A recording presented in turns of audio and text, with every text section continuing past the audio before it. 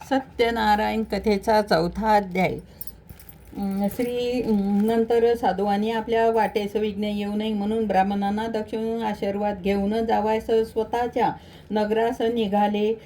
तो साधूवानी आणि काही थोड्या दूरांतरा संन्यासवेश धारण करणाऱ्या सत्यनारायण प्रभूंनी वाण्याची परीक्षा करण्यासाठी हे साधू तुझ्या नौकेत काय भरलेले आहे असा प्रश्न विचारला. धनाने उन्मत्त झालेले दोन वाणी त्यांची निंदा करून हसू लागले. म्हणाले, संन्यासी व आमचे द्रव्य नेण्यास तुमची इच्छा आहे काय? आमची नौका वेली व पाण्याने भरलेली आहे.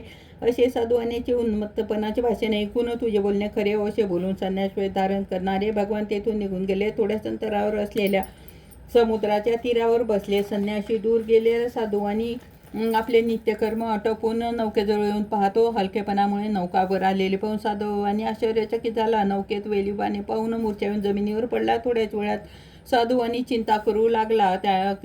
त्यावेळी साधूवान्याचा जावई म्हणाल, महाराज आपण शोका करता संन्यासी पाहिजे तो कन्या समर्थ आहे. त्याच्याच सर्व शापामुळे असे झाले. हा प्रकार घडला आहे. संन्यासी पाहिजे तो कन्या समर्थ आहे म्हणून आपण त्याला शरण जाऊ म्हणजे आपले सर्व मनोरथ पूर्ण होतील.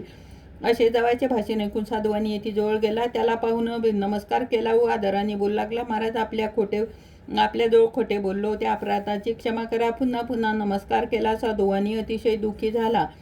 संन्यासवेश धारण करणारे भगवान साधूवानी म्हणाले, हे शोक करू नकोस. तू माझ्या प्रतिज्ञेपासून भ्रष्ट झाला आहेस म्हणून तुला वारंवार दुःख प्राप्त होत आहे. साधूवान्या भगवंताची स्तुती ऐकून साधूवानी म्हणाला, मग तुझ्या मायने मोहित झाले. ब्रह्मादिक देव तुझे गुणरूप जाणू शकत नाही.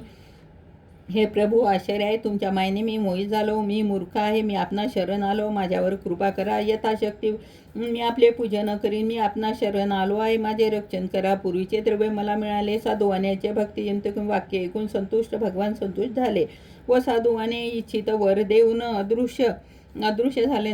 साधूवानी नौकेत जाऊन पाहते तो नौका द्रव्याने भरलेली दिसली. नंतर साधूवाने सत्यनारायणाच्याच कृपेने मला हे सर्व मिळाले असे म्हणून साधूवान्याने बांधवासह सत्यनारायण येता सांग पूजन केले व सत्यनारायण कृपापासा आनंदित झाला. नौका नदीत ढकलून साधूवानी जावायला म्हणाला, ही आपली रत्नपूर नगरी असे बोलून द्रव्याचे रक्षण करणारा एक दूत त्याने नगरात घरी पाठविला.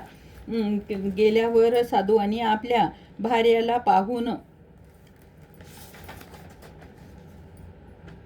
तो दूत नगरात गेला व साधूवान्याच्या भार्येला पाहून अपेक्षित असणारे वाक्य बोलू लागला. तो म्हणाला, बांधव व पुष्कळ द्रव्य यासह जावायला बरोबर घेऊन राजे नगराजवळ आले आहेत. असे दूताचे वाक्य ऐकून आनंदित झाले. साधूवान्याची भार्या मुलीला पूजन कर असे सांगितले व आपण लवकर पती दर्शनासाठी गेली. आईचे वाक्य ऐकून ती सत्यनारायणाचे व्रत पूर्ण केले, परंतु प्रसाद भक्षण करता पती दर्शनासाठी उत्सुक झालेली तशीच ती गेली. त्यामुळे रागावल्या सत्यप्रभूंनी तिचा पती असलेली नौका पाण्यासह बुडाली आणि त्या ठिकाणी आलेल्या कलावतीला तिचा पती दिसला नाही. त्यामुळे अत्यंत शोकाने वेळीत होऊन रडत भूमीवर पडली. बुडालेली नौका दुःखी झालेली कन्या पाहून अंतकरणाने साधूवानी नावाड्या काय हा चमत्कार आहे विचार करू लागला. नंतर लीलावती व मुली आपल्या कन्येची अवस्था पाहून दुःखी झाली. आपल्या पतीला म्हणाली, अहो एवढ्या थोड्या अवधीत कलावतीचा पती नौकेसह कसा दृश्य झाला? कोणत्या देवाच्या मायेने मोहित झाले हे समजले नाही. सत्यनारायण महात्म्य जाणण्यास कोण समर्थ आहे? त्याच्याच क्रोधामुळे झाले नसेल ना असे बोलून दुःख करू लागले. नंतर मुलीला पोटाशी धरून रडू लागली. इतक्यात पती नाहीसा झाले. साधूवान्याची मुलगी कलावती पतीच्या पादुका घेऊन सती जाण्यास निघाले. पण धार्मिक व सज्जन असे साधू आणि भार्येसह मुलीचे अशा प्रकार पाहून शोकित संतप्त झाला. सत्यनारायण नौका नाहीशी केली असेल, कारण त्याच्याच मायेने मी मुक्त झालो आहे. सर्वांना बोलावून साधूवान्याचे माझे मनोरथ पूर्ण झाल्यास सत्यनारायणाचे पूजन करील सर्वांना सांगितले. सत्यनारायण पुन्हा पुन्हा साष्टांग नमस्कार घातला. तेव्हा दिनाचे रक्षण करणारे प्रभू संतुष्ट झाले. भक्तप्रेमी भगवान म्हणाले, हे साधू तुझी कन्या प्रसादाचा त्याग करून पती दर्शना आली आहे म्हणून तिचा पती अदृश्य झाला.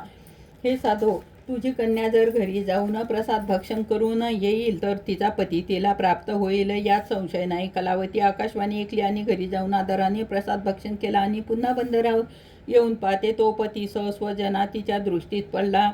नंतर कलावती आपल्या पित्यास म्हणाली, आता लवकर घरी चला, उशीर का करता? मुलीचे वाक्य ऐकून साधूवानी अतिशय आनंदाने की तिने यथाविधी सत्यनारायणाचे पूजन केले व नंतर तो साधू आणि धन व बांधव यासह आपल्या घरी गेला. या प्रत्येक पौर्णिमा संक्रांत दिवशी सत्यनारायणाचे पूजन करून या लोकी सुख भोगून शेवटी सत्यनारायण प्रभूच्या ठिकाणी गेला. सत्यनारायण कथेचा 4था अध्याय संपूर्ण. सत्यनारायण भगवान की जय.